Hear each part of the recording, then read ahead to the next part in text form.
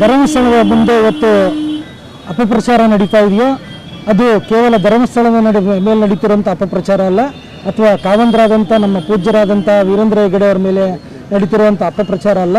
ಇದು ಹಿಂದೂ ಧರ್ಮದ ಮೇಲೆ ನಡೆಯುತ್ತಿರುವಂಥ ಒಂದು ಭಾವನೆಗಳ ಮೇಲೆ ನಡೆಯುತ್ತಿರುವಂಥ ಒಂದು ಅಪಪ್ರಚಾರ. ಹೀಗೆ ಸಾಕಷ್ಟು ಕೆಲಸಗಳನ್ನು ಮಾಡಿರುವಂಥ, ಒಂದು ಸರ್ಕಾರಕ್ಕಿಂತ ಹೆಚ್ಚು ಕೆಲಸ ಮಾಡಿರುವಂಥ ವೀರೇಂದ್ರ ಹೆಗ್ಗಡೆ ಅವರು ಆರ್ಥಿಕವಾಗಿ, ಸಾಮಾಜಿಕವಾಗಿ ಮಹಿಳೆಯರಿಗೆ ಸಾಕಷ್ಟು ಅವಕಾಶಗಳನ್ನು ಕೊಟ್ಟು ಅವರನ್ನೆಲ್ಲ ಇಡೀ ಸಮಾಜವನ್ನು ಮೇಲೆತ್ತುವಂಥ ಒಂದು ಕೆಲಸವನ್ನು ಮಾಡ್ತಾ ಇದ್ದಾರೆ. ಅದನ್ನು ತಡ್ಕೊಳ್ಳಾರ್ದೇ ಇವತ್ತು ಈಗ ಏನು ಮಾಧ್ಯಮದಲ್ಲಿ ಬರ್ತಿರುವಂಥ ಶಶಿಕುಮಾರ್ ಸಂತಿಲ್ ಅಂತ ಎಡಪಂಥರು ಸೇರಿಕೊಂಡು ಮಾಡಿರುವಂಥ ಒಂದು ಈ ಕೆಲಸವನ್ನು ನಾವೆಲ್ಲರೂ ಕೂಡ ಇವತ್ತು ವಿರೋಧಿಸ್ತಾ ಇದ್ದೀವಿ. ಈ ಹಿಂದೆ ಶಬರಿಮಲೆ ಮೇಲೆ ಕೂಡ ಈ ರೀತಿಯ ಒಂದು ಅಪಪ್ರಚಾರ ನಡೆದಿತ್ತು, ಈಗ ಧರ್ಮಸ್ಥಳ ಮೇಲೆ ನಡೀತಾ ಇದೆ. ಅದೇ ಏನಾದರೂ ಒಂದು ಅನ್ಯ ಧರ್ಮೀಯರ ಮೇಲೆ ಏನಾದರೂ ಒಂದು ಮಾತು ಬಂದಿದ್ದರೆ ಇವತ್ತು ಇಡೀ ದೇಶ ಹತ್ತಿ ಉರಿತಿತ್ತು. ಆದರೆ ಇವತ್ತು ಏನಾಗ್ತಿದೆ, ಈ ಸರ್ಕಾರ ಏನು ಮಾಡ್ತಿದೆ ಅನ್ನೋದು ನಮಗೆ ಅರ್ಥ ಆಗ್ತಾ ಇಲ್ಲ. ಇವತ್ತು ನಮ್ಮೆಲ್ಲರ ತೆರಿಗೆಯ ದುಡ್ಡನ್ನು ಯಾರೋ ಒಬ್ಬ ಅನಾಮಿಕನ ಹೇಳಿಕೆ ಮೇಲೆ ಇವತ್ತು ನಮ್ಮ ದುಡ್ಡನ್ನು ಖರ್ಚು ಮಾಡ್ತಾ ಇದ್ದಾರೆ. ಮಾಡಿದ್ದು ಕೂಡ ಒಂಥರ ಸರಿನೇ ಇದೆ. ಏನು ಅಂದರೆ ಇವತ್ತು ಧರ್ಮಸ್ಥಳ ಈ ಅಪಪ್ರಚಾರದಿಂದ ಊಹಾಪೋಹಗಳಿಂದ ಒಂದು ಹೊರ ಬರಲಿಕ್ಕೆ ಒಂದು ಅನುಕೂಲ ಆಯಿತು. ಆದರೆ ಈ ಒಂದು ಅಪಪ್ರಚಾರ ನಡೀಲಿಕ್ಕೆ ಕಾರಣ ಆಗಿರುವಂಥ ಗಿರೀಶ್ ಮಟ್ಟಣ್ಣವರಾಗಿರ್ಬೋದು, ಆ ಸಂತಿಲ್ ಇರ್ಬೋದು, ಆ ಒಂದು ಅನಾಮಿಕ ಇರ್ಬೋದು, ಆ ತಿಮರೋಡಿ ಇರ್ಬೋದು, ಅವ್ರನ್ನೆಲ್ಲರನ್ನೂ ಕೂಡ ಶೀಘ್ರವಾಗಿ ಬಂಧಿಸಬೇಕು. ಅದ್ರ ಜೊತೆಗೆ ಈಗ ಆಗಿರುವಂಥ ಎಲ್ಲ ಖರ್ಚನ್ನು ಅವರಿಂದ ವಸೂಲಿ ಮಾಡಬೇಕು. ಮತ್ತು ಇನ್ನು ಮುಂದೆ ಯಾವುದೇ ಧಾರ್ಮಿಕ ಕೇಂದ್ರಗಳ ಮೇಲೆ ಈ ರೀತಿಯ ನಡೆದರೆ ಅವ್ರ ಮೇಲೆ ಕೋಕಾ ಕಾಯ್ದೆ ಅಡಿ ಅವ್ರನ್ನ ಬಂಧಿಸಬೇಕು ಅಂತ ಈ ಮೂಲಕ ಆಗ್ರಹ ಪಡಿಸ್ತೀನಿ. ನಾನು SIT ತನಿಖೆ ಮಾಡಿದ್ದು ನಿಜವಾಗ್ಲೂ ಒಂಥರ ಚೆನ್ನಾಗಿದೆ. ಯಾಕೆಂದರೆ ಈ ಊಹಾಪೋಹಗಳಿಂದ ನಮ್ಮ ಕಾವಂದ್ರ ಹೊರಬಂದಂಥ ಒಂದು ಇದಾಗಿದೆ. ಕೂಡಲೇ ಸರ್ಕಾರ ಮಧ್ಯಂತರ ವರದಿಯನ್ನು ಜಾರಿಗೊಳಿಸಬೇಕು. ಯಾಕೆಂದರೆ ಜನಗಳು ಬಹಳಷ್ಟು ಅಂದರೆ ತಮ್ಮ ಭಾವನೆಗಳ ತೊಳಲಾಟದಲ್ಲಿದ್ದಾರೆ. ತಕ್ಷಣ ವರದಿಯನ್ನು ಬಿಡುಗಡೆ ಮಾಡಬೇಕು ಅಂತ ಸರ್ಕಾರಕ್ಕೆ ಒತ್ತಾಯಿಸ್ತೀನಿ. DK ಶಿವಕುಮಾರ್ ಹೇಳಿದಂಗೆ ಏನಾದರೂ ಆ ಸರ್ಕಾರದವರೇ ಯಾರೋ ಒಬ್ಬರು ಅವ್ರ ಹಿಂದ್ಗಡೆ ಇದ್ದಾರೆ ಅನ್ನೋ ಒಂದು ಅನುಮಾನ ಕೂಡ ನಮಗೆ ಕಾಡ್ತಾ ಇದೆ. ಹಿಂದೆ ಹೇಳಿದ್ರು ಜನಾರ್ದನ್ ರೆಡ್ಡಿ ಅವರು ಹೇಳಿದಂಗೆ ಶಶಿಕುಮಾರ್ ಸಂತಿಲ್ ಏನು MP ಇದಾನೋ ಒಂದೇ ಈ ಒಂದು ಕುತಂತ್ರ ಮತ್ತು ಎಡಪಂಥೀಯರ ಕುತಂತ್ರ ಇದೆ.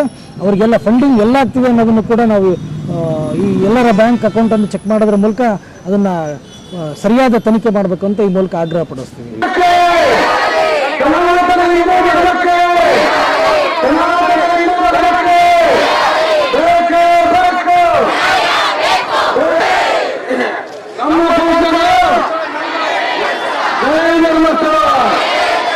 ನಮ್ಮ ಪೂಜ್ಯರಿಗೆ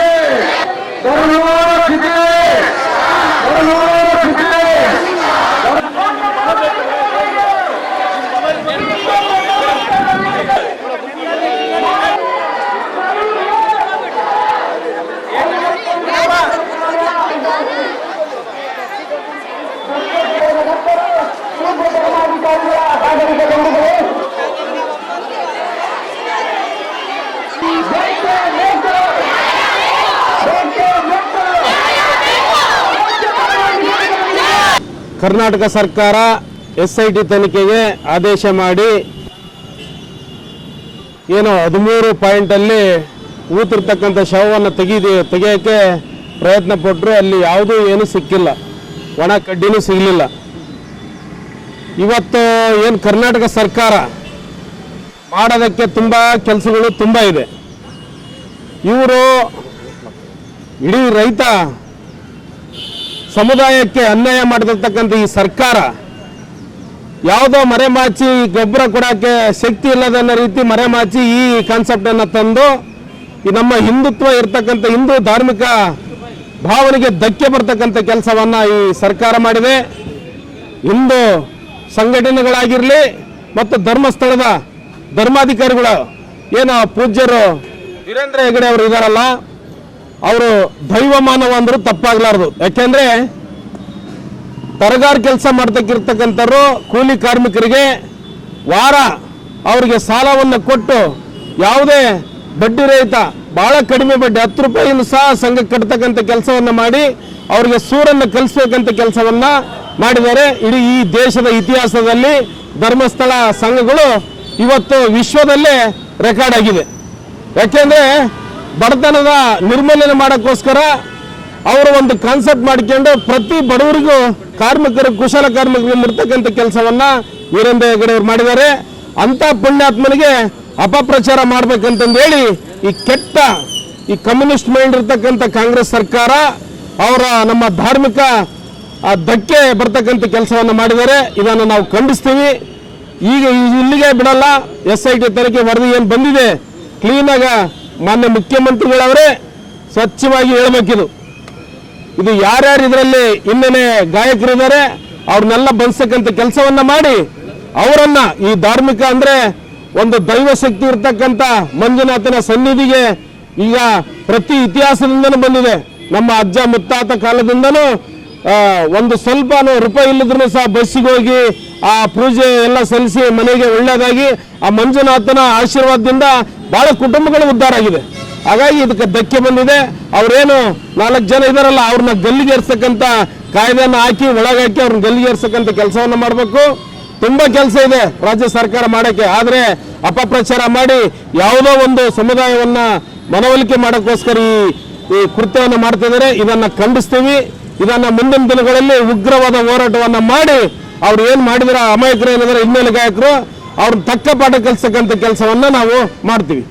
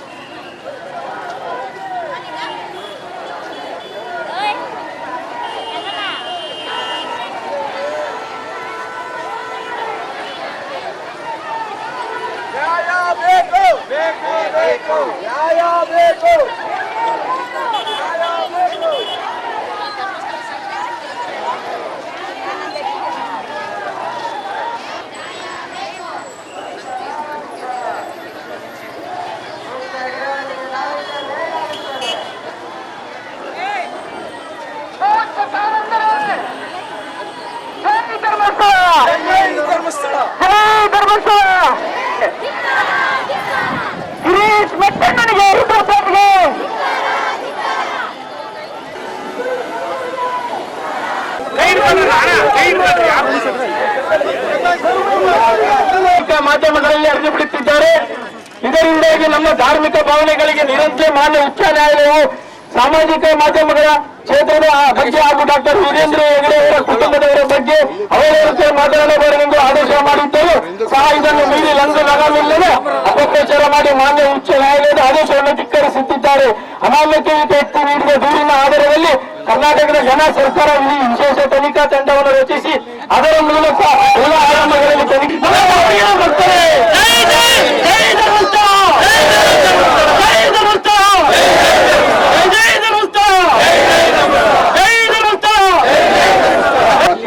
ಮತ್ತು ಜಿಲ್ಲಾಧಿಕಾರಿಗಳ ಮುಖಾಂತರ ತಾವು ಏನು ಪ್ರತಿಭಟನೆ ಮೂಲಕ ಧರ್ಮಸ್ಥಳ ದೇವಾಲಯದ ಪವಿತ್ರತೆ ಹಾಗೂ ಪೂಜ್ಯ ಶ್ರೀ ಡಾಕ್ಟರ್ ವೀರೇಂದ್ರ ಹೆಗಡೆ ಅವರ ಹೆಸರಿಗೆ ಕರೆತರುವ ಸೂಕ್ತ ಕ್ರಮ ಕೈಗೊಳ್ಳಬೇಕೆಂತ ಹೇಳಿ ಒಂದು ಮನವಿಯನ್ನು ಕೊಟ್ಟಿದ್ದಾರೆ. ತಮ್ಮ ಮನವಿಯ ಮೇರೆಗೆ ನಾವು ಮನೆ ಮುಖ್ಯಮಂತ್ರಿಗಳ ಕರ್ನಾಟಕ ಸರ್ಕಾರ ಇವರಿಗೆ ಜಿಲ್ಲಾಧಿಕಾರಿಗಳ ಮುಖಾಂತರ ಕಳಿಸಕ್ಕೆ ಸೂಕ್ತ ವ್ಯವಸ್ಥೆಯನ್ನ ಮಾಡ್ತೇವೆ. ಕ್ಷೇತ್ರ ಧರ್ಮಸ್ಥಳ ಹಾಗೂ ವೀರೇಂದ್ರ ಹೆಗಡೆ ಅವರ ಮೇಲೆ ಅವಹೇಳನಕಾರಿ ಹೇಳಿಕೆ ಖಂಡಿಸಿ ಬೆಂಬಲದ ಘೋಷಣೆ ಕೂಡ ಅದು ಕೂಡ ಮನವಿ ಕೊಟ್ಟಿದ್ದಾರೆ. ಅದನ್ನು ಕೂಡ ನಾವು ಮುಂದೆ ಕ್ರಮವನ್ನು ಕೈಗೊಳ್ಳುತ್ತೇವೆ. ಧರ್ಮಸ್ಥಳದಲ್ಲಿ ಇವತ್ತು ಒಂದು 4-5 ಜನ ಮುಟ್ಟಾಳರು ಹಿಂದೂಗಳ ಭಾವನೆಗೆ ಧಕ್ಕೆ ಉಂಟು ಮಾಡುವ ಕೆಲಸ ಮಾಡಿದೆ. ಎಲ್ಲೋ ಒಂದು ಕಡೆ ನಮ್ಮ ರಾಜ್ಯ ಸರ್ಕಾರ ಅವ್ರ ಜೊತೆಗೆ ಶಾಮೀಲಿದೆ ಅನ್ನೋ ಒಂದು ಅನುಮಾನ ಉಂಟಾಗ್ತೈತಿ. ಯಾಕಂದ್ರೆ ಈ ಮಾತು ಹೇಳ್ತೀನಿ ಅಂದರೆ, ಈಗ ಒಂದು 4 ಜನ ಮುಟ್ಟಾಳ್ರು ಹೇಳ್ಬಿಟ್ರು ನಾನು ಅಲ್ಲಿ ಧರ್ಮಸ್ಥಳದಲ್ಲಿ ಸಾಕಷ್ಟು ಜನರನ್ನ ಹೂತಾಕೀನಿ ಅಂತೇಳಿ ಕೋಟ್ಯಾಂತರ ರೂಪಾಯಿಗಳನ್ನು ವೆಚ್ಚದಲ್ಲಿ ಇಡೀ ಧರ್ಮಸ್ಥಳವನ್ನು ಅಗೆಯಲು ಪ್ರಾರಂಭಿಸಿತು. ಯಾಕಂದ್ರೆ ಧರ್ಮಸ್ಥಳ ಬರೀ ಕರ್ನಾಟಕದಲ್ಲ, ಇಡೀ ದೇಶದ 140 ಕೋಟಿ ಜನರಿಗೆ ಒಂದು ಆರೋಗ್ಯ ಕೇಂದ್ರ ಅದು. ನಿಮ್ಮ ಸರ್ಕಾರಗಳು ಏನು ಹಿಂದೆ ಕೆಲಸ ಮಾಡ್ಕೊಂತ ಬಂದಿದ್ದಾವೆ ಅದಕ್ಕೂ ಜಾಸ್ತಿ ಕೆಲಸ ಧರ್ಮಸ್ಥಳ ಪೂಜ್ಯರು ಮಾಡಿರೋರು. ಅವ್ರ ಬಗ್ಗೆ ಅಪಾರ ಗೌರವ ಇದೆ. ಯಾಕಂದ್ರೆ ಸಿದ್ದರಾಮಯ್ಯನವರು ನನಗೆ ಧರ್ಮಸ್ಥಳ ಬಗ್ಗೆ ಗೌರವ ಐತಿ ಅಂತ ಬರೀ ಮಾಧ್ಯಮದ ಮುಂದೆ ಹೇಳ್ತಾರೆ. ನೀವು ಜನರ ಮುಂದೆ ಬರಬೇಕು, ಹೇಳ್ಬೇಕು ನೀವು ಧರ್ಮಸ್ಥಳದಲ್ಲಿ ಅಂತ ಯಾವ ಕೃತ್ಯನೂ ನಡೆದಿಲ್ಲ ಅಂತ ಹೇಳಿ. ಅಷ್ಟೇ ಅಲ್ಲ, ಆ 4-5 ಜನ ಮುಟ್ಟಾಡ್ರು ಏನದಾರೆ ಅವ್ರಿಗೆ ಬಂಧಿಸ್ಬೇಕು. ಅವ್ರದ್ದೇನು ಆಸ್ತಿ ಐತಲ್ಲ ಅದು ಮುಟ್ಟುಗೊಳಿಸಿ ನಮ್ಮ ತೆರಿಗೆದಾರರ ಹಣ ನೀವೇನು ಇವತ್ತು ವ್ಯಯ ಮಾಡಿರಲ್ಲ ಅದನ್ನ ನೀವು ಹಿಂಪಡೆಯಬೇಕು. ಅಷ್ಟೇ ಅಲ್ಲ, ಅವ್ರ ಬ್ಯಾಂಕ್ ಅಕೌಂಟ್ಗಳನ್ನು ತನಿಖೆ ಮಾಡಿ ಅವ್ರಿಗೆ ಎಲ್ಲೆಲ್ಲಿಂದ ಫಂಡಿಂಗ್ ಬಂದಿದೆ ಅಂತ ನೋಡಬೇಕು. ಇನ್ನೊಂದು ಅನುಮಾನ ನಮಗೇನು ಹುಡ್ತಿದೆ ಅಂದ್ರೆ, ಧರ್ಮಸ್ಥಳ ಸಾಕಷ್ಟು ಭಕ್ತರು ಹೋಗೋದ್ರಿಂದ ದೇಣಿಗೆ ಭಾಳ ಚೆನ್ನಾಗಿ ಬರ್ತೈತಿ. ರಾಜ್ಯ ಸರ್ಕಾರದ ಬೊಕ್ಕಸೆ ಖಾಲಿ ಆಗೈತಿ. ಏನಾದರೂ ಮಾಡಿ ಆ ದೇವಸ್ಥಾನ ಮುಜರಾಯಿ ಅಂಡೆ ಬಂದ್ಬಿಟ್ರೆ ನಿಮ್ಮ ಒಂದು ವೋಟ್ ಬ್ಯಾಂಕ್ ಬಿಗಿ ಮಾಡಲು ಒಳ್ಳೆ ಅನುದಾನ ಬಿಡುಗಡೆ ಮಾಡಿ ನಮ್ಮ ಬಹುಸಂಖ್ಯಾತ ಅಲ್ಪಸಂಖ್ಯಾತರು ಮಸೀದಿ ನಿರ್ಮಾಣ ಮಾಡಕ್ಕೆ ಸಾಕಷ್ಟು ಹಣ ನಿಮ್ಮ ಹತ್ರ ಬಂದ್ಬಿಡ್ತೈತಿ. ಇಂಥ ಒಂದು ಕೆಲಸ ಮಾಡಕ್ಕೆ ನೀವು ಭಾಳ ಸಿದ್ದರಾಮಯ್ಯರೇ, ಹಿಂದೂಗಳು ಭಾಳಷ್ಟು ಸೌಜನ್ಯತೆಯಿಂದ ಶಾಂತ ರೂಪದಲ್ಲಿ ಈ ಧರ್ಮಸ್ಥಳದ ಬಗ್ಗೆ ಪ್ರತಿಭಟನೆ ಮಾಡ್ತಿದ್ದಾರೆ. ಬಟ್ ಇದೇ ವಾತಾವರಣ ರಾಜ್ಯದಲ್ಲಿ ಇರಲ್ಲ. ಹಿಂದೂಗಳಿಗೂ ಕೂಡ ಭಾವನೆ ಇದೆ. ಅವ್ರೇನಾದರೂ ಉದ್ವೇಗಕ್ಕೆ ಬಂದರೆ ಭಾಳ ಕಷ್ಟ ಆಗುತ್ತೆ. ರಾಜ್ಯದಲ್ಲಿ ಯಾವುದೇ ಕಾರಣಕ್ಕೂ ಶಾಂತಿ ಹಾಳಾಗಬಾರ್ದಂತ ನಮ್ದೆಲ್ಲರದು ಮನವಿ ಇದೆ. ತಾವು ದಯಮಾಡಿ ಬೇಗನೆ ಬಂದು ಇದ್ರ ಬಗ್ಗೆ ಸ್ಪಷ್ಟನೆ ನೀಡಬೇಕು. ಅಷ್ಟೇ ಅಲ್ಲ, ಆ ಯೂಟ್ಯೂಬರ್ ಸಮೀರ್ ನೀನು ಒಂದು ಮಾತು ಹೇಳಲು ಇಷ್ಟಪಡ್ತೀನಿ. ನಿನ್ನ ಸಮಾಜದಲ್ಲಿ ಸಾಕಷ್ಟು ಮದ್ರಸೆಗಳಲ್ಲಿ ಸಾಕಷ್ಟು ಮಸೀದಿಗಳಲ್ಲಿ ಹೆಣ್ಣು ಮಕ್ಕಳ ಮೇಲೆ, ಬರೀ ಹೆಣ್ಮಕ್ಳಲ್ಲ ಚಿಕ್ಕ ಚಿಕ್ಕ ಬಾಲಕಿಯರ ಮೇಲೆ ಕೂಡ ಲೈಂಗಿಕ ದೌರ್ಜನ್ಯ ಭಾಳ ಆಗ್ತಿದೆ. ನೀನು ಗಂಡಸ್ತನ ಇದ್ರೆ ನಿನ್ನ ಯೂಟ್ಯೂಬ್ ಚಾನಲಲ್ಲಿ ಅದನ್ನು ತೋರಿಸು. ಅದನ್ನು ಬಿಟ್ಟು ನಮ್ಮ ಹಿಂದೂಗಳ ವಿರುದ್ಧ ನೀನೇನು ಕುತಂತ್ರ ಮಾಡ್ತಿದ್ದಲ್ಲ ಅದನ್ನು ನಿಲ್ಲಿಸ್ಬಿಡು. ಇಲ್ಲ, ಹುಷಾರಾಗಿರು. ರಾಜ್ಯ ಸರ್ಕಾರ ಈ ಕೂಡಲೇ ಇವರಿಗೆಲ್ಲರಿಗೂ ಬಂಧಿಸಿ ತಕ್ಕ ಪಾಠ ಕಲಿಸ್ಬೇಕಂತ ಅಗ್ರಹಿಸ್ತೇನೆ. ಜೈ ಹಿಂದ್, ಜೈ ಕರ್ನಾಟಕ.